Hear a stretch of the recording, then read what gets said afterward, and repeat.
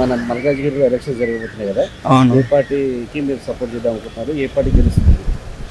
ఏ party గెలుస్తుంది, ఎప్పుడు వస్తుంది అనేది గురించి మాట్లాడుకుంటే ఈరోజు రాష్ట్రంలో ఉన్న పరిస్థితి ఒకటి, మన దేశంలో ఉన్న పరిస్థితి ఒక్కసారి గురించి మనం ఆలోచించుకోవాలా. ఓన్లీ ఓటర్స్ వచ్చినప్పుడు లేదంటే ఎలక్షన్స్ వచ్చినప్పుడు ఓటర్స్ని ఇట్లా మీడియా త్రూ అడగడము, సర్వే చేయించడం కానీ కాకుండా ఒక్కసారి మనము అనలైజ్ చేసుకుంటే ఈరోజు దేశానికి ఏం అవసరం అనేది కూడా మనము యాజ్ ఎ ఓటర్స్గా ఎలక్షన్స్లో నిలబడే ఎవరైతే లీడర్స్ ఉన్నారో వాళ్ళు కూడా ఒక్కసారి ఆలోచించాలి. ఎస్పెషల్లీ ఈరోజు మేము కార్పొరేట్ కల్చర్లో ఉన్నాం. ఎడ్యుకేషన్ వాళ్ళకు కూడా ఈరోజు ఏం అవసరము, ఎలాంటి స్థితిలో ఈరోజు దేశం ఉన్నదంటే 2014 నుంచి తీసుకొని ఇప్పుడు బిఫోర్ 2014, ఆఫ్టర్ 2014ని మనం ఇండియాని క్యాలిక్యులేట్ చేసుకోవచ్చు.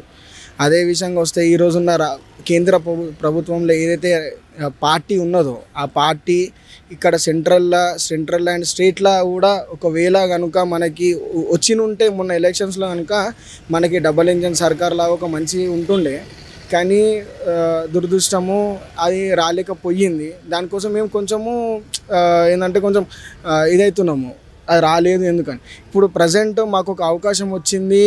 ఈరోజు ఒకవేళ ఇదే ప్రభుత్వాన్ని మేము ఒకవేళ గెలిపించుకోవాలి ఒకవేళ అనుకుంటే కనుక ఇక్కడైతే ఎవరైతే నాయకుడు నిల్చున్నాడో వాళ్ళకి మేము ఓటు వేసి గెలిపించుకుంటే మా దేశం బాగుపడుతుంది, మా రాష్ట్రం కూడా బాగుపడుతుంది అని అంచనా మేము వేసుకుంటున్నాము.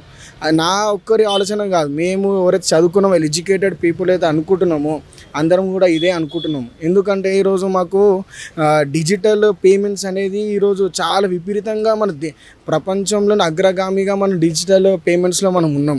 యాజ్ వెల్ యాజ్ తీసుకుంటే ఇన్ఫ్రాస్ట్రక్చర్ డెవలప్ అయ్యింది. అండ్ పర్టికులర్గా ద మోస్ట్ ఇంపార్టెంట్ థింగ్ ఏంటంటే ఇండియన్ ఆర్మీ యొక్క బలం పెరిగింది.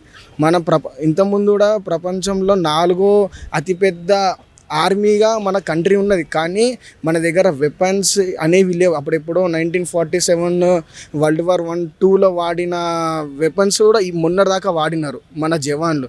వాళ్ళకి ఇప్పటిదాకా ఫ్రీడమ్ లేదు.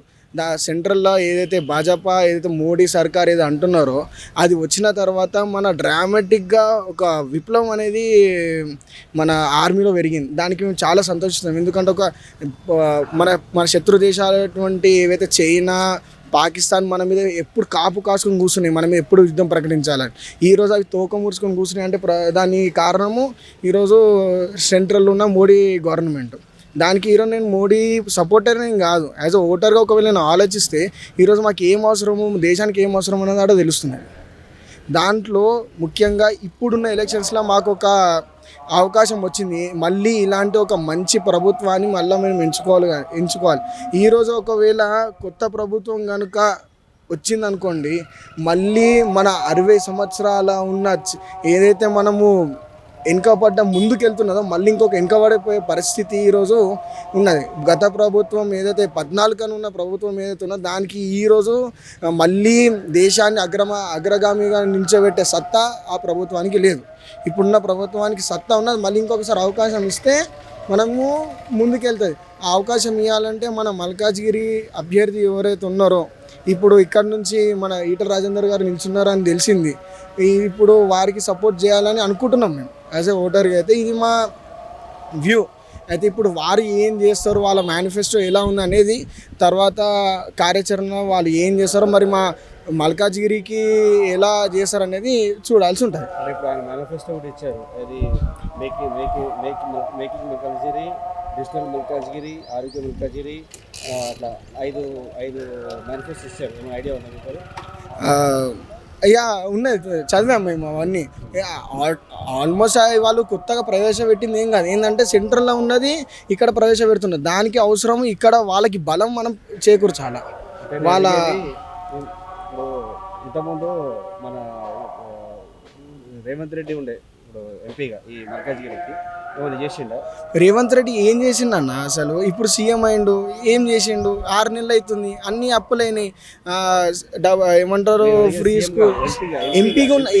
ఎంపీగా ఉన్నప్పుడు ఆయన గెలిచిండు తప్ప ఏ రోజు కూడా నేను ఇప్పుడు ఈ ఊరిలో ఉన్నా మేడిపల్లికి, ఏ రోజు ఒక్కసారి ఇట్లా చుట్టం చూపు కూడా ఒక రోజు కూడా రాలే. అలాంటిది ఇప్పుడు సీఎం ఏం చేస్తాడు? అప్పుడు ఎంపీ ఉన్నప్పుడు ఏం చేయలే, ఇప్పుడు ఉన్నప్పుడు ఏం చేయలే. అందుకని ఈసారి మాత్రము ఎట్టి పరిస్థితుల్లో ఆ గవర్నమెంట్ వాళ్ళని ఎంచుకునే ప్రసక్తే లేదు.